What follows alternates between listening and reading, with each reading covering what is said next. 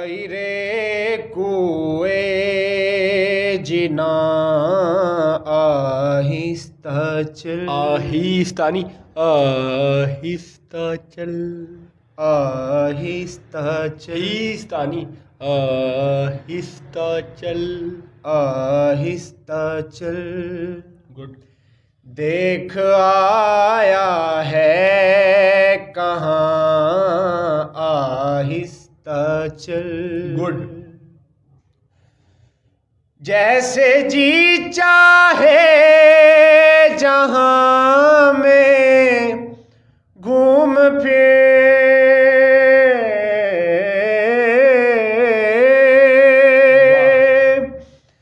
جیسے جی چاہے جہاں، چاہے یہ جھٹکا نہیں، جیسے جی چاہے جہاں میں، جیسے جی چاہے جہاں میں آہا، گھوم پھر،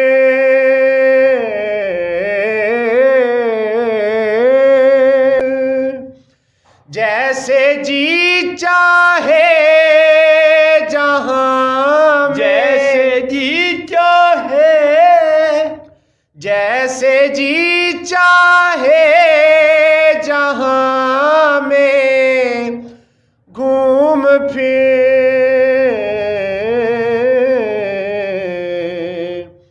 یہ مدینہ ہے یہاں آہستہ چل، یہ مدینہ ہے یہاں آہستہ چل، آہستہ نہیں، آہستہ چل، آہستہ چل، بارگاہ ناز میں، بارگاہ ناز میں آہستہ بول، بارگاہ ناز میں آہستہ بول، بارگاہ ناز میں آہستہ بول، زندہ باد، بارگاہ ناز میں، دوبارہ یہ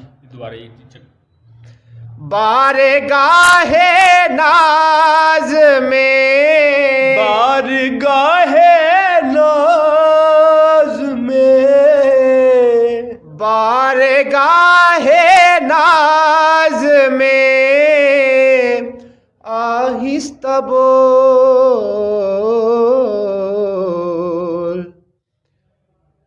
ہونا سب کچھ، ہونا سب کچھ رائے گاں آہستہ چل، پھر ہیستہ کہہ دیا ہے 10 دفعہ آپ نے کہنا ہے رائے گاں آہستہ چل، رائے گاں آہستہ چل، ہونا سب کچھ رائے گاں آہستہ چل، گڈ، اگلا شعر، در پہ آیا ہوں بڑی مدت کے بعد،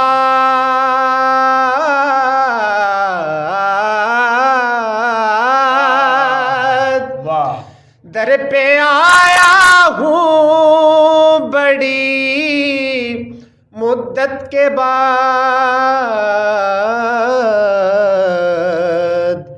اے میری ناک میں آ رہا ہے، اے میری نہیں، اے میری عمر رواں آہستہ چل، اے میری عمر رواں آہستہ چل، آہستہ کو پکا کر لیجئے گا، ٹھیک ہے، اے میری میری پھر ناک میں آیا، اے میری، یہ گلے کی بات آپ کہہ رہے ہیں،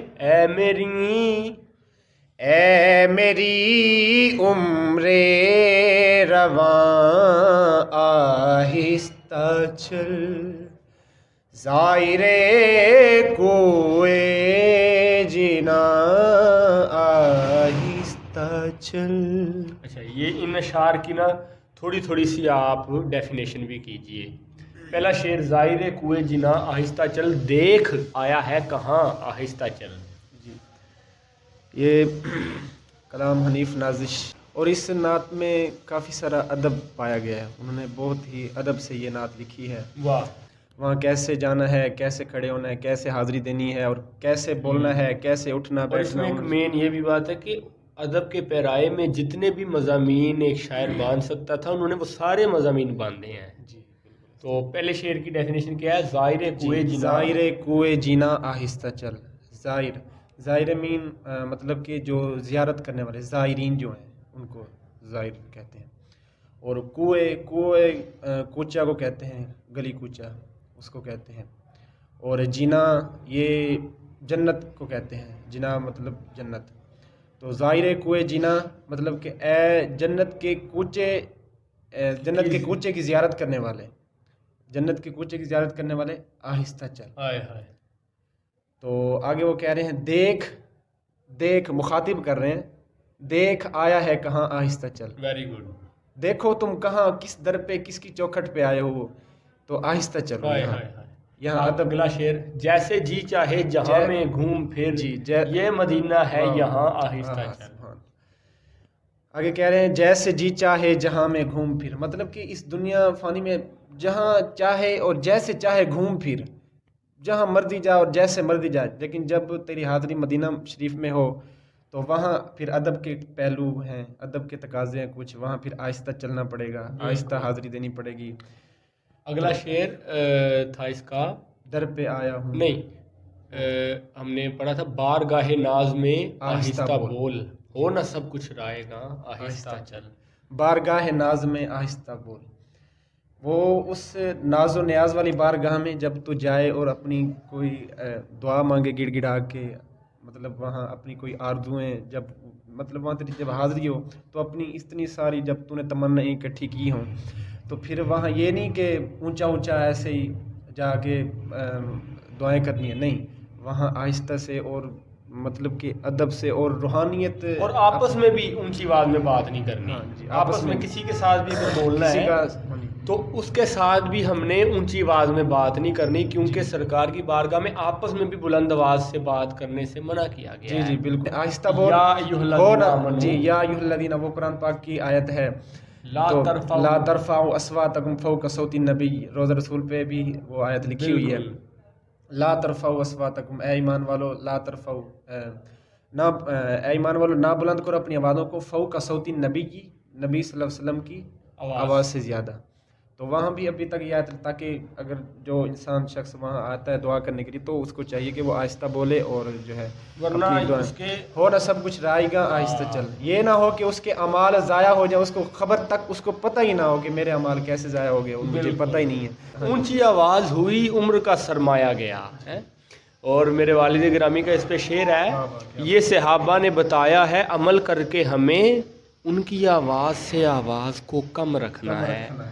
تو اگلا شعر در پہ آیا ہوں بڑی مدت کے بعد، اے میری عمر رواں آہستہ چل.